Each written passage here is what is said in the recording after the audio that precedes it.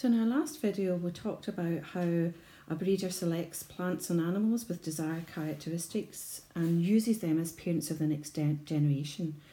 Now normally the aim of a breeding programme is to combine the alleles of the genes for the desired traits present in one parent with those present in another parent, and thereby producing offspring superior to both parents. So you would choose a parent that has got some sort of desired characteristic A and another parent has got a desired characteristic B, and try combining the two of these, so you would get a offspring that's got A and B in their genetic makeup and making that offspring superior. Now there are different types of breeding and we're going to have a look at those, and then we're going to look at some of the problems associated with them. So first of all, there's this term here, it's called outbreeding. Now outbreeding involves the fusion of two gametes from unrelated members of the same species, and wild animals and plants that cross-pollinate, they are naturally outbreeding. This term here, inbreeding, involves the fusion of two gametes from close relatives, and inbreeding is naturally occurring in some species of self-pollinating plants. So for example, peas and wheat and rice are self-pollinating, and that's called inbreeding. There are species of plants that are outbreeders. Things like tomatoes and sugar beet and maize are natural outbreeders. Now the effects of...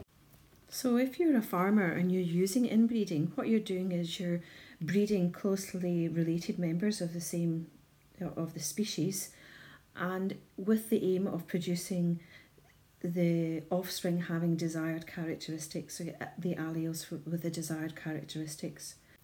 Now I've said that inbreeding occurs naturally in plants, but what is happening is that when humans interfere with this natural state of affairs, when we're using selective breeding, there can be problems that arise in the process. And we're going to have a look at these problems. One of them is a loss of heterozygosity and the other is inbreeding depression. So we're going to talk about these and what we mean by that. Now before we talk about these, I've just put in a little slide here that shows an example of a problem that can occur due to inbreeding. And in this situation here, we're just talking about a tribe here. It's a tribe in Zimbabwe, which what happens is that very closely related individuals are reproducing, and so it means that certain characteristics can become more common than they would do normally. And this is an example here of two-toed feet. Usually what happens when you've got a lot of inbreeding is that you get recessive characteristics coming to the fore. This one is actually a dominant characteristic, but what is happening is the gene pool is becoming quite small here, and this characteristic is coming to the fore. And there's another example that I've put up here called the Blue People of Kentucky, and that might be something that you might be interested in having a wee look up when we're looking at this theme. But let's just get back to the problems that I was talking about a moment ago, where we used these terms, loss of heterozygosity, and we had and the other one that was there as well, called inbreeding depression. So we'll just have a wee look at what we mean by this, looking at this slide here, because continuous inbreeding, a farmer or a scientist or whatever needs to always think about these things when inbreeding is occurring. If you're using selective breeding, then you can be doing continuous inbreeding, and if you're not thinking about it, then it can develop into problems. And it says here, I've got up on here, loss of heterozygosity. Now, if you remember back to your National 5, heterozygous means having alleles of two different alleles. Say, for example, this. Homozygosity is where you've got alleles, or homozygous, where the alleles are the same. And what happens is, with continuous inbreeding, is that this heterozygosity is lost, and it tends to be there's a development towards homozygosity and a development towards homozygous recessive alleles. Now, Oh, how is it that that happens? Well, if we have a wee look at the diagram that is here, what we're doing here is thinking of the idea if we've got our starting off parents here with the alleles capital A, little a for a characteristic, any characteristic. And these parents are crossed with each other. Now what happens is, if you remember back to your genetics before, then the F1 will have these alleles. There'll actually be a 3-to-1 ratio if you remember properly. But in this case here, if we're a 3-to-1 phenotype ratio, but if we have a wee look here, we've got a genotype ratio, and we usually have one of these, two of these, and one of these. Now we're looking here at heterozygosity. So if we look at this here, the percentage of individuals that are heterozygous are 50% with this cross. Now, if we look at the next F2, so if we imagine that this individual here was self-crossing, this one here, self-crossing, this one here, self-crossing, and this one here, self-crossing, then what you will get is you've got individuals here that will be like this. With this lot here, you will get this resulting from this self-cross, and here you will get this resulting from that self-cross, and then here you will get this. And when you look at this, you will see that the heterozygosity here, there's just this individual, this one here, and this one here. And when we look at all the individuals that are produced in this F2, then the heterozygosity has become 25%. But if we move further down to the F3 generation, in other words, these individuals here will all self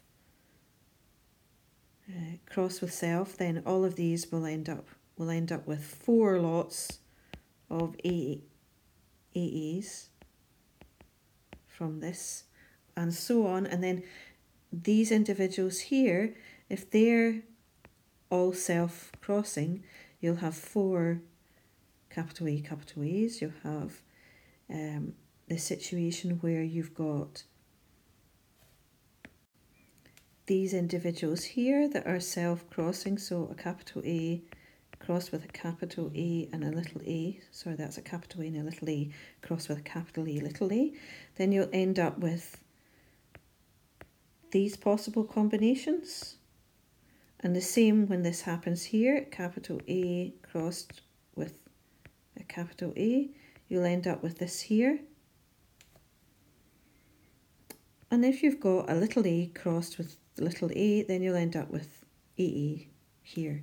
So what happens in this situation? Well, the same happens in this one here, and then this one here. You've got just all the recessive characteristics that are there, the recessive alleles. Now what happens here is when you look at the percentage of heterozygous individuals that are being produced, that has reduced itself to 12.5%. And this will carry on happening. And you will see that what happens is that the heterozygosity is decreasing each time. And what is increasing is the homozygosity, individuals with homozygous characteristics. And in this case here is homozygous dominant characteristics that I'm underlining there. Or here there's homozygous recessive characteristics that I'm underlying here. And so the example that I gave before with the two-toed individuals, that's where homozygous dominant characteristics have come to the fore. But there can be situations where there's homozygous recessive characteristics that come to the fore. And that can be a big problem because often recessive characteristics are ones that are maybe more harmful, and normally they would be masked by the dominant allele. But if that's been lost down through generations, then you start to get this recessive characteristic that comes to the fore. So if we go on, we have a look at inbreeding depression. Now, if a natural outbreeder is forcibly inbred, inbreeding depression can occur. And that is because genotypes emerge that are homozygous for an accumulation of recessive, harmful alleles, just as we'd been talking about before. And an example we've got here is this maze here that's in this diagram. What happens with inbreeding depression is it's expressed in the phenotype, and usually you see the result is a decline in hybrid vigour, in the size, in the fertility, and in the yield of the plant or of the animal. And in the case of this plant here, the original parent, that is this one here, has been forced to inbreed, and the other plants represent the next 3 generations. And you'll see, or you can just make it out, that the next 3 generations, there's a reduction in or a decrease in growth.